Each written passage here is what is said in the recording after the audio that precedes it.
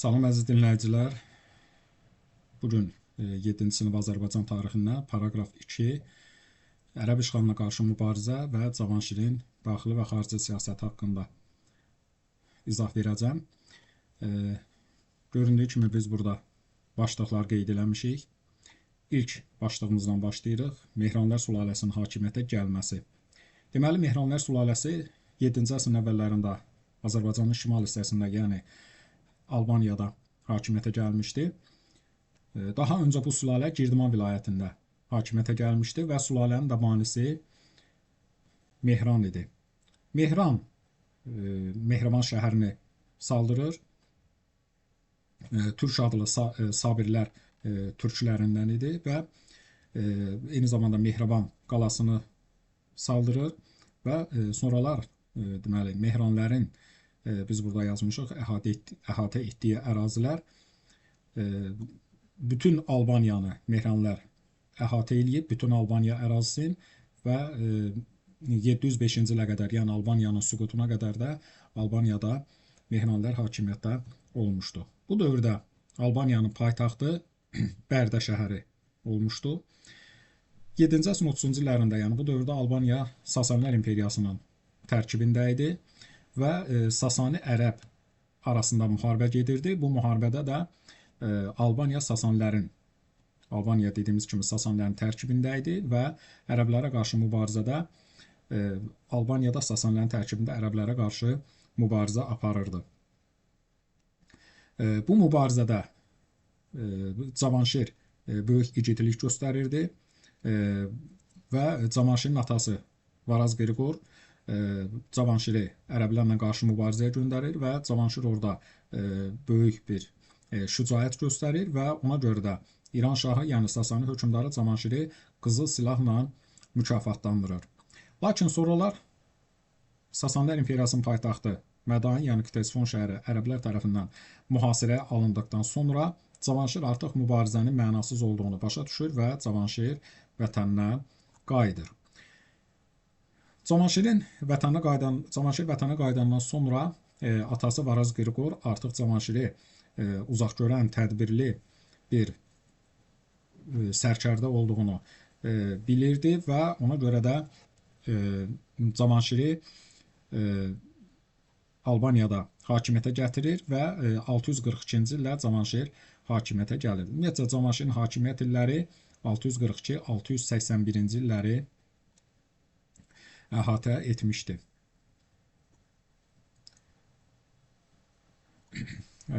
Deməli, Cavanşirin hakimiyyət etdiyi əraziləri biz burada qeyd etmişik. İberiya sərhədlərindən Hun qapısına qədər olan əraziləri əhatə etmişdi. İberiya sərhədlərindən biz burada qeyd eləmişik. İberiya sərhədlərindən Hun qapısına qədər. İberiyada Şərqi Gürcüstanda Kartlinin antik mənbələrdə adıdır. Hun qapısı isə Dərbənd keçidinin, yəni Azərbaycan şimal hissəsinin adıdır. Həmin bu əraziləri, Cavanşirin hakimiyyəti həmin bu əraziləri əhatə etmişdi. Növbəti başlığımızla davam edirik. Azərbaycana ərəblərin ilk yürüşləri. Ərəb dövləti ümumiyyətlə yarandıqdan sonra Sasani və Bizansa qarşı müharibələrə başlayır və İslam bayrağı altında birləşmiş ərəblər qonşu əraziləri tutmağa başlayırlar və ilk xəlifələrin dövründə yeni dini yaymaq və kafirləri, bütpərəstləri doğru düzgün yola deməli gətirmək adı altında bir çox əraziləri tuturlar və 7-ci əsrin 30-40-cı illərində Azərbaycan xilafət ordusu ilə ilk dəfə açıq döyüşdə üzləşməli olur. Biz burada Qəzvinin tutulmağını qeyd eləmişik. 639-cu ildə Qəzvin tutulur və Cənubi Azərbaycanın digər bölgələrinin də işğalına başlanılır. 642-ci ildə ərəb sərkərdəsi Azərbaycanın şimal hissəsinin mərzbanı İsfəndiyar ibn Fərruxzadla döyüşür. İsfəndiyar ibn Fərruxzad mərzban idi. Biz Sasanilər mövzusunda da mərzban sözünə aydınlıq gətirmişdik ki, Sasani canişini mərzban adlandırdı. Eyni zamanda o sərhəddi qoruyan mənasında da işlədilirdi. İsfəndiyar ibn Fərruxzadla döyüşdə ərəblər qalib gəlirlər və Cənubi Azərbaycan əhalisi ərəblərə tabe olmalı və eyni tabe olur və ərəblər deməli Cənubi Azərbaycan üzərinə yeni vergilər təyin olunur. Ərəb ordusu daha sonra Muğan, biz burada qeyd eləmişik, Şirvan, Dərbənd bu ərazilərə yürüşlər edir və ərəb ordusu daha sonra Şirvan və Dərbənd hakimi Şəhriyarla sülh bağlayır. Biz burada bunu qeyd eləmişik. Şəhriyarla sülh bağlayır. Şirvan və Dərbənd hakimi idi. Sülhün şərtinə görə yenə də əhali ərəblərə tabe olmalı və vergi ödəməli idi. Xəlifənin göstərişi ilə Dərbənd əhalisi, biz burada Dərbənd qeyd eləmişik, Dərbənd əhalisi vergilərdən azad eləyir. Əvəzində isə Dərbənd əhalisi ərəblərin tərkibində bütpərəstlərə və xilafətin digər düşmənlərinə qarşı mübarizədə döyüşməli idilər. Növbəti slaydımızla davam edirik.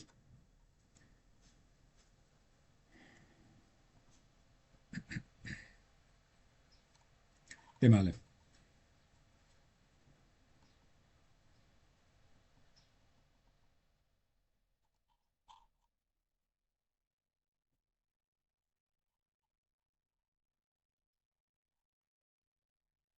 burada biz Bələncər döyüşlərini qeyd eləmişik. Ümumiyyətcə, iki Bələncər döyüşü var mövzumuza aid. 643-cü ildə 1-ci Bələncər və 653-cü ildə 2-ci Bələncər döyüşləri olmuşdu. Deməli, 643 və 653-cü illərdə Bələncər döyüşləri olur. Bu Bələncər döyüşlərinin hər ikisində deməli Xəzərlər ərəbləri məğlub eləyir.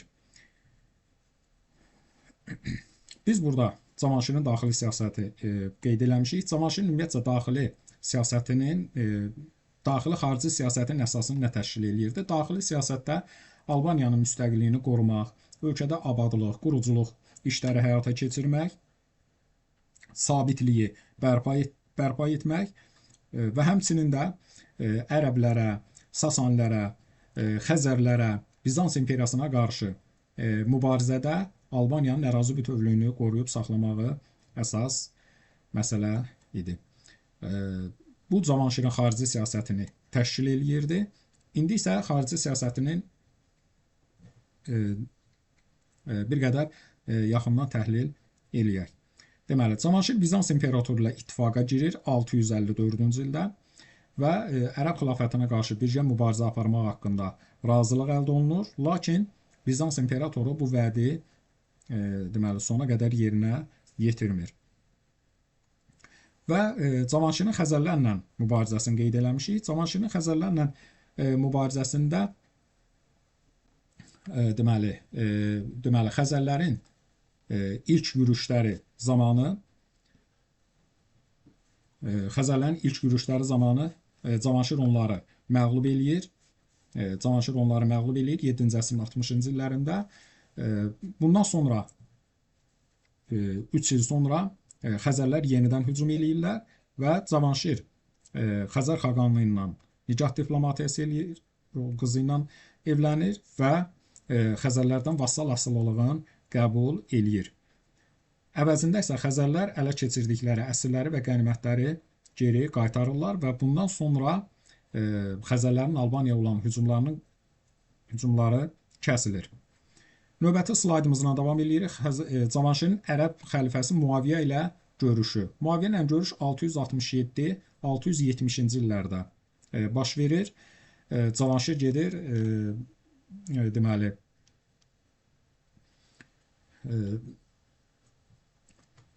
Əməvilər xəlifəsi Muaviyə ilə görüşür və görüşün nəticəsinə baxaraq, görüşün nəticəsi olaraq xəlifə Albaniyanın daxili müstəqilliyinə toxunmur və eyni zamanda Albaniyadan alınacaq vergiləri 1/3 qədər də azaldır. Bu güzəştlərin səbəbi nə idi bəs? Bu güzəştlərin səbəbi nə idi? Güzəştlərin əsasən biz iki səbəbini qeyd edə bilərik ki, birincisi Albaniyanın əlverişli strateji coğrafi mövqeyi, zəngin sərvətlərə malik olması, ikincisi isə Cavanşirin müdrik siyasəti, Cavanşirin iti ağlı düşüncəsi idi ki, xəlifə bu güzəştləri Albaniyaya eləyir. Burada bir mənbəmiz var. Cavanşirin müasiri olmuş Alban tarixçi Musa Kalankatlı Alban tarix əsərində Cavanşir haqqında yazır ki, o bütün gecələri yuxusuz keçirir. Vətənin inkişafı haqqında düşünürdü. Cavanşir paytaxtı Bərdəni abadlaşdırdı. Sonralar saraylar tikdi, alimləri, şairləri, sənətkarları himayə etdi və mərkəzi hakimiyyəti möhkəmləndirdi. Eyni zamanda müstəqilliyə can atan iri feodallara qarşı da qətiyyətlə mübarizə aparmışdı. Ümumi şəkildə biz qeyd edə bilərik ki, Cavanşirin daxili siyasətində ölkədə quruculuq işləri həyata keçirildi. Xarici siyasətdə isə qeyd elədiyimiz dövlətlərə qarşı mübarizə apararaq Albaniyanın ərazi bütövlüyünü və müstəqilliyini qoruyub saxlamağı bacarmışdı. Növbəti başlığımızla davam edirik. Biz daxili-xarici siyasəti haqqında, nəticəsi haqqında danışdıq az öncə. Cavanşirin ölümü 681-ci ildə Cavanşir Bizanspərəst feodallar tərəfindən öldürülür və Cavanşirin öldürülməsindən sonra Ərəb xilafəti, Xəzər xaqanlığı, Bizans arasında mübarizə yenidən kəskinləşir və bu mübarizələrdə Ərəb xilafəti qalib gəlir və 705-ci ildə biz burada qeyd eləmişik Albaniyanın süqutu, 705-ci ildə Albaniya dövləti süqut eləyir. Növbəti slaydımızla davam edirik.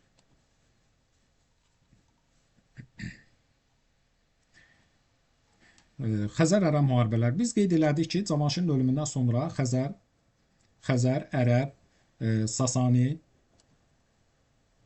deməli, Bizans arasında mübarizə yenidən kəskinləşir və qeyd elədik ki, bu mübarizədə ərəblər daha çox deməli seçilirdi və 8-ci əsrində Azərbaycan uğrunda mübarizədə müharibə daha da şiddətlənir 8-ci əsrdə və biz burada deməli bir sıra döyüşlər qeyd eləmişik. Savalan döyüşü və Hilat döyüşünü qeyd eləmişik. Savalan döyüşü 8-ci əsrin 30-cu illərində baş verir. Ümumiyyətcə, həm Savalan döyüşündə, həm Hilat döyüşündə, biz burada qeyd eləmişik, həm Savalan döyüşündə, həmçinin Hilat döyüşündə Xəzərlər ərəbləri məğlub eləyirlər.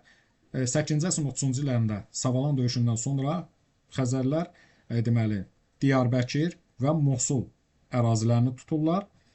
Sonuncu döyüş Hilat döyüşü olur və Hilat döyüşündə nəhayət ki, ərəblər Xəzərlərin hücumunu dayandıra bilirlər.